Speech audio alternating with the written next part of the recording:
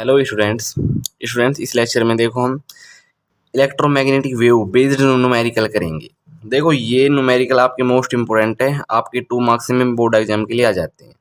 Okay, तो हम सिर्फ कंसेप्ट बताएंगे और आप फिर वो सेम मेथड लगाकर आप किसी भी न्यूमेरिकल को कर सकते हो। तो होगा क्या कि एक हमारी इक्वेशन होगी या इलेक्ट्रिक फील्ड या मैग्नेटिक फील्ड की। ओके, सो चलो एक बार पढ़ लेते हैं। The magnetic field in a plane electromagnetic is given by.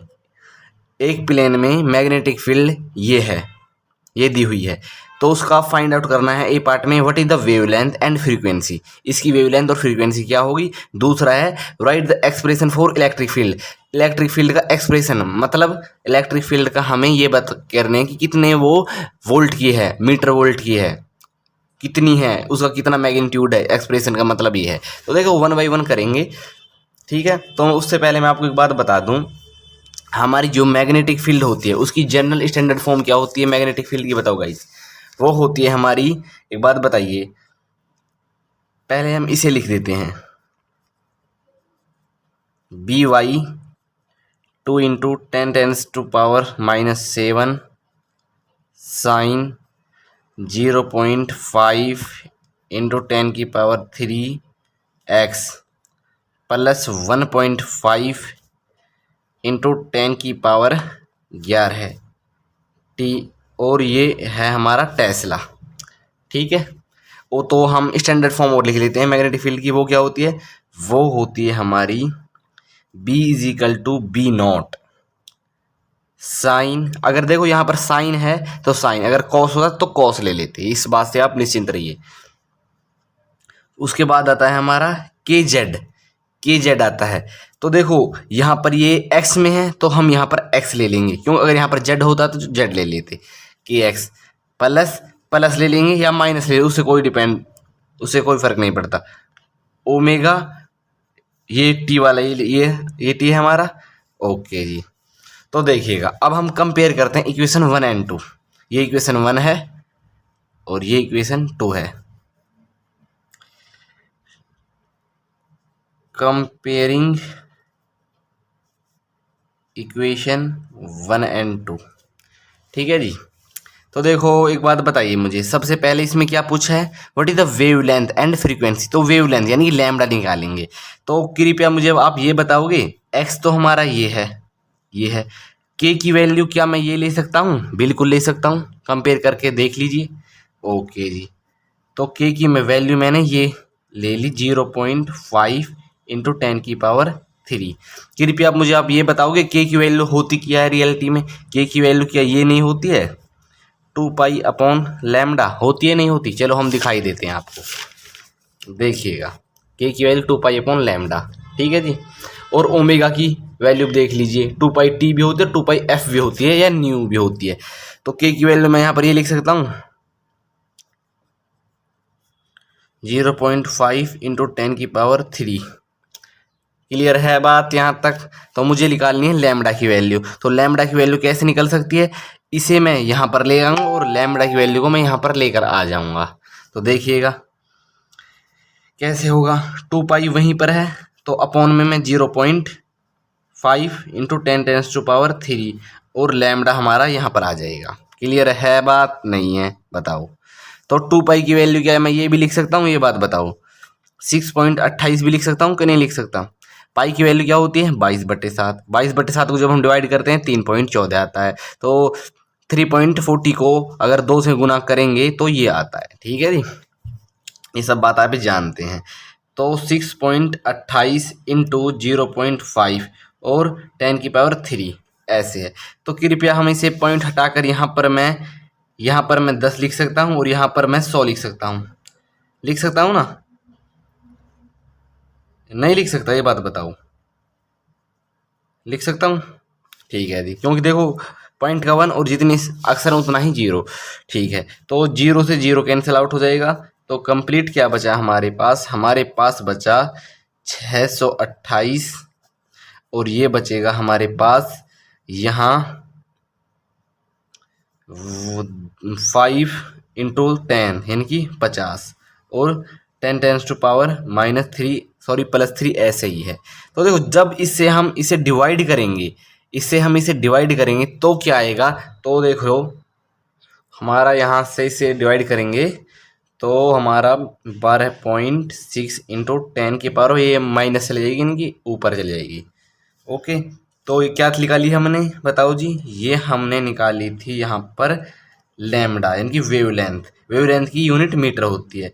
तो एक बात बताइए, तो हम इसे इस तरीके से भी लिख सकते हैं क्या, ये बताओ, कन्वर्जन कर सकते हैं इसमें कि 1 पॉइंट को आगे लेकर आएंगे 1.26, और यहाँ पर अगर इसे आगे लेकर आएंगे तो ये यहाँ पर कम हो जाएगा, तो 2, ये भी लिख देंगे, बात एक ही है।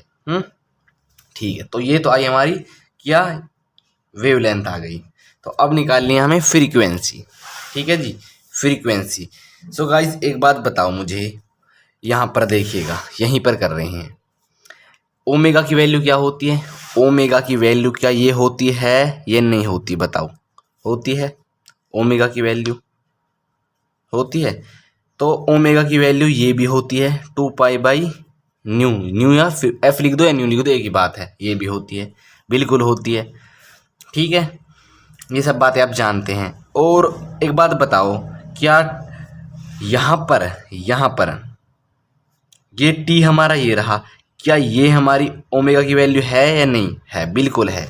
तो मैं ये लिख सकता हूँ 1.5 इंटू 10⁻11 है, बिल्कुल लिख सकता हूँ, कंपेयर कर सकता हूँ, है ना। तो मैं यहाँ से फ्रीक्वेंसी निकाल सकता हूँ 1.5 इंटू 10⁻11 है 2π। तो यहाँ पर 1.5 इंटू 10⁻11 है, और तो 2π को मैं लिख सकता हूँ 6.28।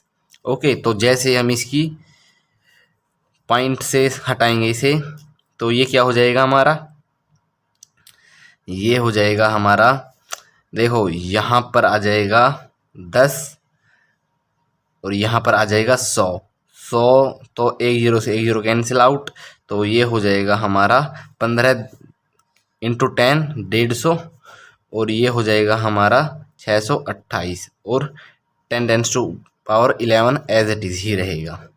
क्लियर है बात यहाँ तक, बताओ जी। तो देखो तब हम 628 की भाग 150 से देते हैं, कितने से देते हैं, 150 से देते हैं। सो गाइज हमारा आएगा 0.23, यानी कि हमारा आएगा 0.23 और 10⁻11 एज इट इज। लेकिन देखो अब इसे हम कुछ कन्वर्जन कर सकते हैं। कन्वर्जन मतलब कैसे होता है, देखो अगर हम इसे ज़्यादा करेंगे तो ये कम होगा, अगर इसे ज़्यादा करेंगे तो ये कम होगा। तो देखो पहले में, अब हम इसे ज़्यादा कर रहे हैं, इसकी एक ट्रिक है, अगर हम इसे ज़्यादा कर रहे हैं तो ये कम हो जाएगा। ये ज़्यादा कब होगा, तब यहाँ से पॉइंट की वैल्यू कम हो जाएगी। पॉइंट की वैल्यू कम कैसे, यानी कि और ज़्यादा, तो यानी कि इसे हम 2.3 लिख सकते हैं, और तो ये ज़्यादा होगा तो ये कम हो जाएगा, ये 10⁻10 हो जाएगा।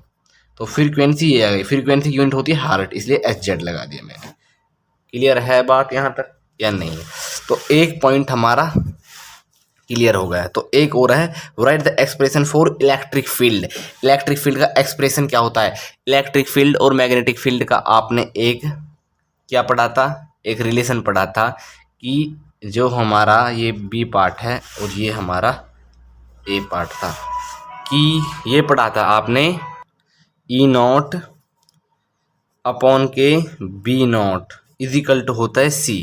ओके, तो इससे हम रिलेशन निकाल सकते हैं। हमारे पास क्या है ये बताइए, हमारे पास क्या है, हमारे पास इलेक्ट्रिक फील्ड निकालनी है और मैग्नेटिक फील्ड है। तो हम इसे ऐसे भी तो लिख सकते हैं, E0 is equal to B0 into C, है कि नहीं।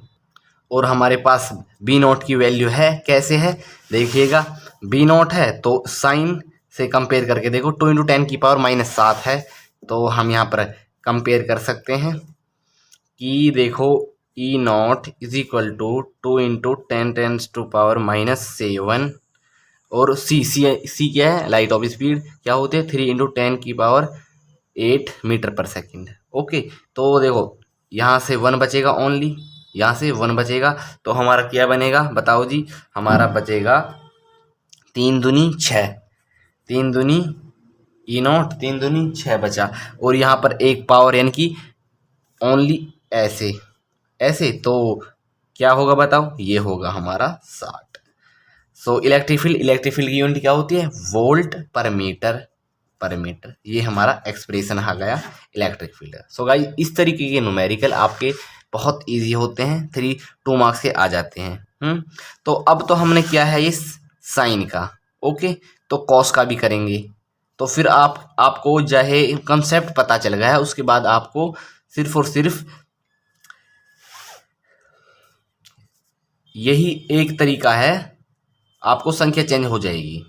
कोई दिक्कत बताओ जी, इस तरीके से कर लोगे, ठीक है जी। गाइज मैं इसलिए करा रहा हूँ न्यूमेरिकल, क्योंकि इसमें इसकी जो हमारी वेटेज है 3 मार्क्स की होती है, और 3 मार्क्स में कभी कभार तो क्या होता है 1 मार्क्स यानी कि एमसीक्यूज में भी एक न्यूमेरिकल ही पूछ लेते हैं, इसलिए मैं इसकी मेरी रिस्पॉन्सिबिलिटी बनती है कराने की, ठीक है जी। ठीक है, सो स्टूडेंट इस लेक्चर में इतना ही, तब तक के लिए चैनल को share and subscribe like please करना भूलिएगा।